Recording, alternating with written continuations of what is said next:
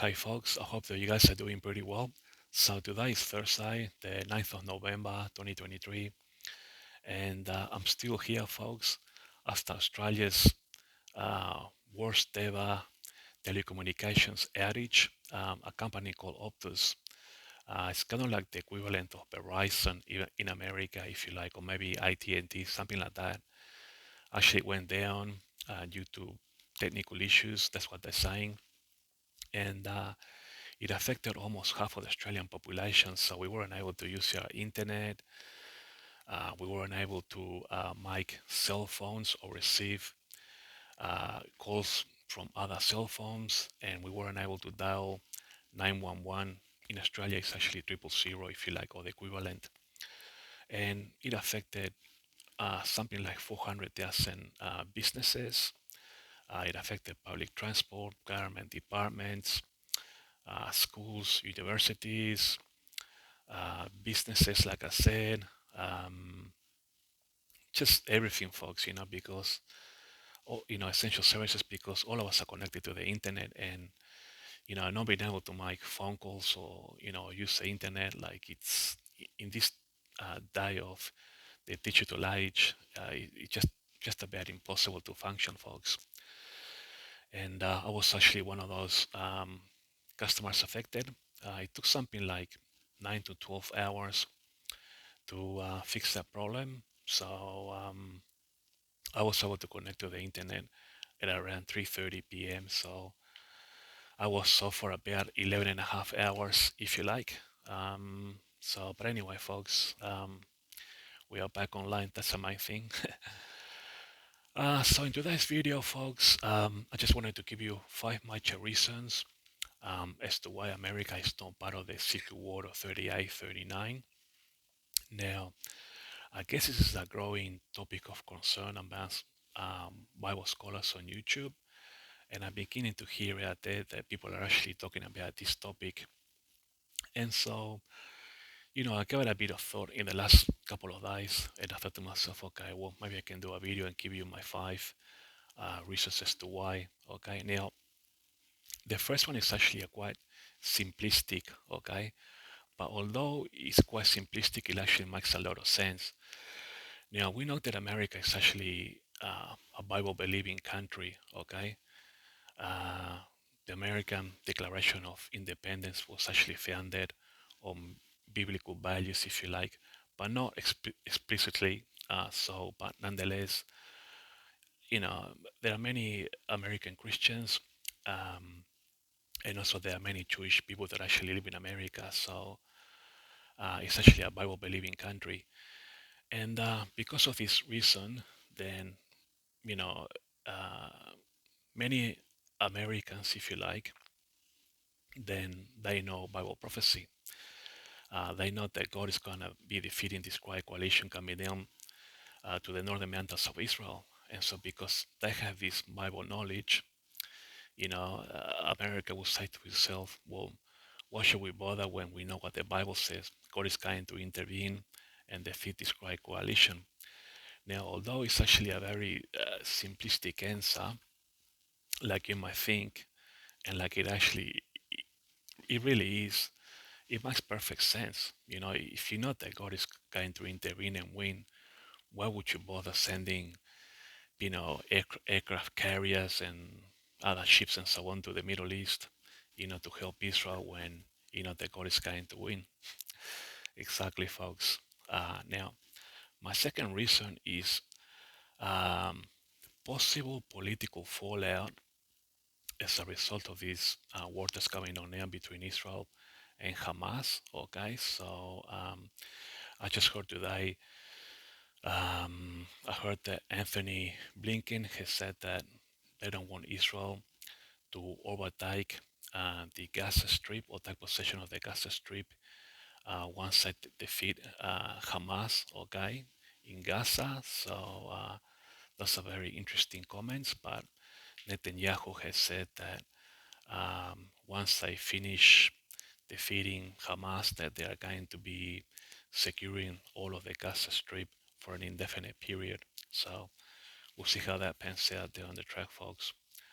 Now, the third reason is actually that Turkey is a NATO member. That's right, folks. The fact that Turkey is a NATO member, this could mean that America can actually get involved in this war because the fact that Turkey is there, to be used by America as a NATO partner, then there could be conflicting political issues with that. So that could be a reason, the fact that Turkey is actually a NATO partner.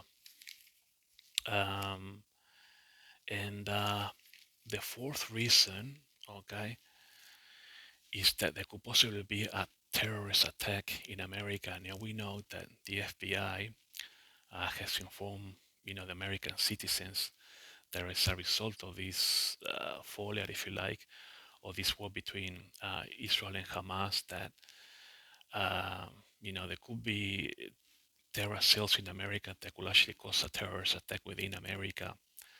So that could be another reason, okay? And also for the fact that, America has very much open borders right now in Southern America. We know that many illegal immigrants, are coming in, via Mexico, okay? So, that could be a problem there on the track. And another possible reason is a possible gathering storm in which some Bible scholars have talked about. For example, like Russia, China, North Korea, and Iran actually got into war against America. Now we know that Russia, China, and North Korea have nuclear weapons, and we know that Iran is actually developing the nuclear weapons. So those are 5 reasons that I could give you, folks, as to why America is actually not part of this Ezekiel 38, 39 coalition. Okay. Now you might agree or disagree, or you might even have, further reasons to add to the debate. That's fine. I'm just here to give you 5 reasons. If you can think of more than my 5, or you agree, that's pretty good. So now, what else I wanted to talk about? Yeah, there's growing anti-Semitism worldwide as a result of this war, and the Jewish authorities are asking Jewish people worldwide not to wear any Jewish symbols, like the Star of David. I'm not wearing it, or the kippah and things like that. So I do have my flag, folks, but that's in the safety of my home. So there has never been uh, these very high levels of anti-Semitism since World War II, folks. Like right now, it's off the Richter scale. And this is a concern for the security of Jewish people living worldwide, no doubt about it. I'm pretty sure that a lot of Jewish people will be living in fear now, so it's very important not to wear those symbols. So I'm not wearing my Star of David. If I do wear it, it'll be inside from now on. So anyway, what else, folks, do I wanted to say? Yeah, actually, been studying the Bible to come up with my 31st World First Biblical Deciphering. I will do this video very shortly. I'm just studying.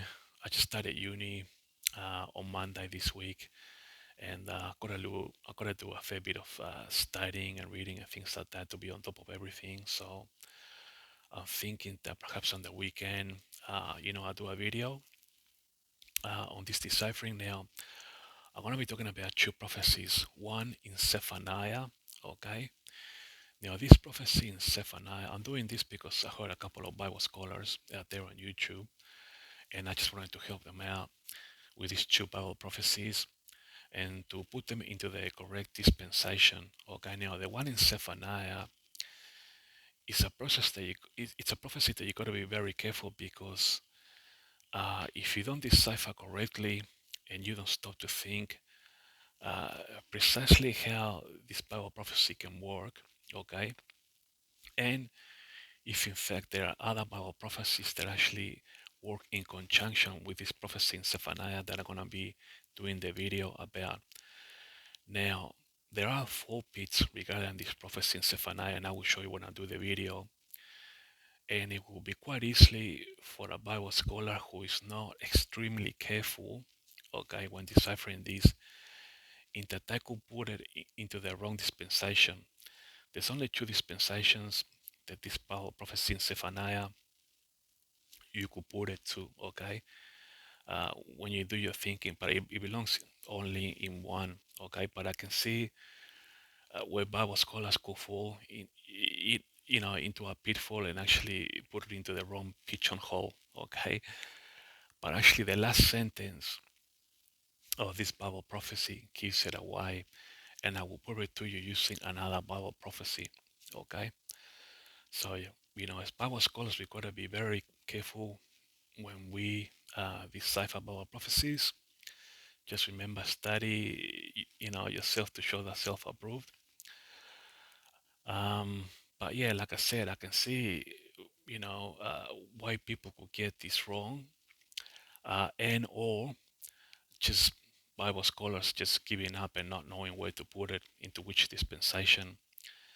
Now, when I first read this Bible prophecy, I thought to myself, okay, it could belong to either dispensation. I'll explain more on the video, but it has to belong in a certain dispensation. Okay. Now, sometimes Bible prophecies could have two. It could be a prophecy that could have a double application. Okay. Um, but not in this case, because the last sentence of this Bible prophecy actually gives it away to where it belongs. But yet, I'm hearing Bible scholars who are not actually picking this up. That's why we got to be very careful, very, very discerning, extremely careful, folks, when we decipher about prophecies. We got to read them word for word. Don't jump into conclusions immediately, because that's also one of the pitfalls. Just take your time. Just look at the wording extremely carefully and think to yourself, could this Bible prophecy work with another Bible prophecy in another dispensation? Okay. There are many things that you got to consider when you decipher Bible prophecies. Okay. Now, so I'm gonna stop here. I'm not gonna give too much away, but the other one is actually in the book of Zechariah. Okay. So I'm gonna be deciphering for you two much Bible prophecies, and I'm gonna be doing a video on that soon in the next couple of days or so. Maybe it's tomorrow. I've got a bit of time. I'll do it then. So now, I just wanted to say, folks, that we got to be sharing the gospel, because we are in the zone of the rapture now. I think you know most Bible scholars have different opinions, if you like, as to when the rapture of the church is going to happen. Uh, some Bible scholars say that it's imminent, that it can happen at any moment. Others, like myself, believe that it's actually a prophetic process of the five, and then once the third temple is done, then bang, rapture of the church. Okay. In my view, then, I'm the first person in the world to decipher the rapture of the church, okay, because I've done more than 100 videos telling you how that is going to happen, okay. But nonetheless, and you already know, or you guys know what I think on this, but nonetheless, I think that, despite Bible scholars having different ideas as to when the rapture is going to happen, then I think that all of us have reached a consensus that we know now that the rapture is going to happen, because Israel is a prophetic clock, and Israel has already kickstarted the process, okay, or Israel's package or timetable of its five major end time prophecies that will actually trigger the rapture of the church. So this is unstoppable, folks, and the trajectory now is the rapture. I think that all of us agree one way or the other, regardless of what your view is regarding the rapture, either imminent or after the third temple, like in my view. Okay. So we got to share the gospel. If you're in 1 Corinthians chapter 15, verses 1 to 4, how Jesus died on the cross, and that he was buried and rose again on the third day according to the scriptures. I've done a video earlier telling you that Jesus needed to shed his blood to make the blood atonement. That's important, because the blood of Jesus nails in the Ark of the Covenant in heaven and on earth as part of his testimony. Okay, now, um, and of course, we know that we are in the rapture zone because of the prophecy in Matthew chapter 24, verse 7. The rumors of wars. Okay, so we got Russia versus the Ukraine. We got Israel versus Hamas, which soon, once they finish with Hamas, they're going to take care of Hezbollah, and then that will lead on to Elam, Isaiah 17, Ezekiel, Third Temple, then confirming on the covenant, then bankruptcy of the church. I've done many videos.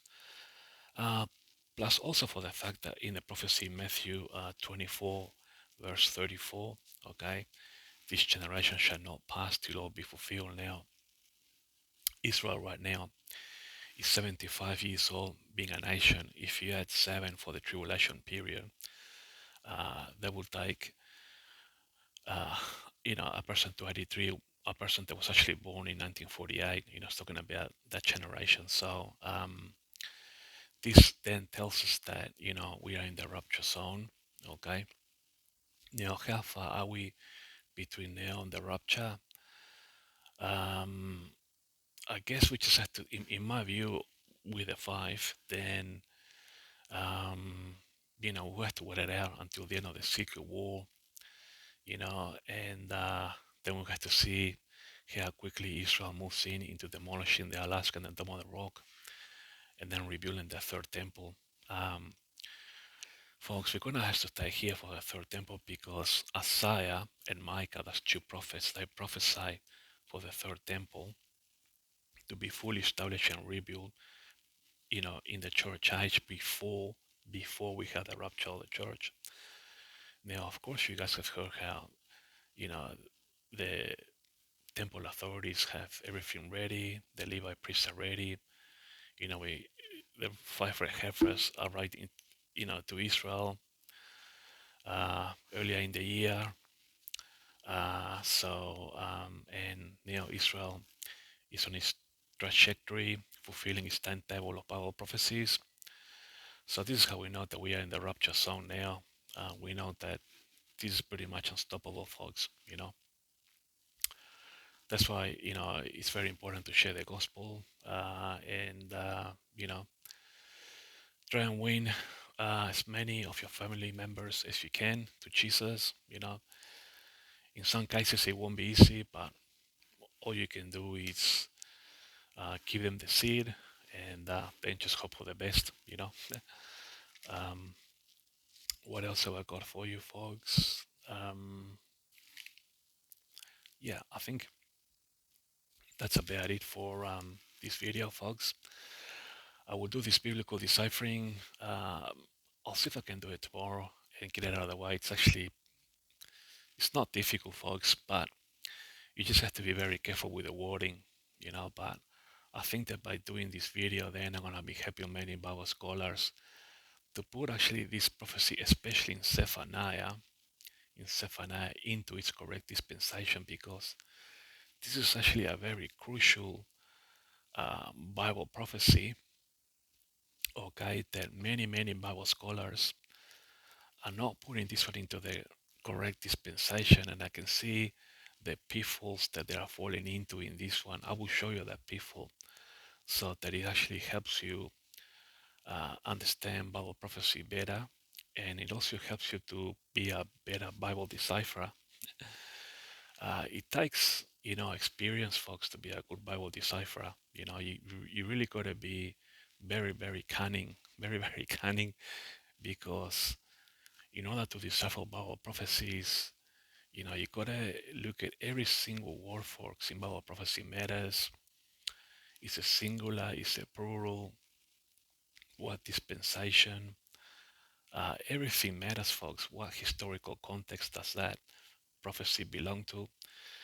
I'm so used to deciphering now that when I look at Bible prophecy, uh, the first 2 questions that I ask myself is, okay, in which historical context does this belong to, and in which dispensation? That's not the only 2 questions that I ask myself, because uh, I can almost do this instinctively now, because once you get experience, then you come to a certain level, to a high level, that when you look at a Bible prophecy, uh, you know, you kind of like, you just know, you kind of like know where to put it, because of the wording, because you have been so used to looking at everything in great detail that you just know when you look at it, all you think is, okay, which dispensation, but that's when you get to a high level, which is a dispensation, and when this is Bible prophecy, you know, occur, if it has occurred, or where we're gonna put it in the future, So, in other words, into its historical context. So, once you do a lot of it, then it becomes a lot easier. You ask yourself less questions. So it's a lot of tips and tricks that go into deciphering, folks. But anyway, thanks for watching, folks, and I'll talk to you guys later.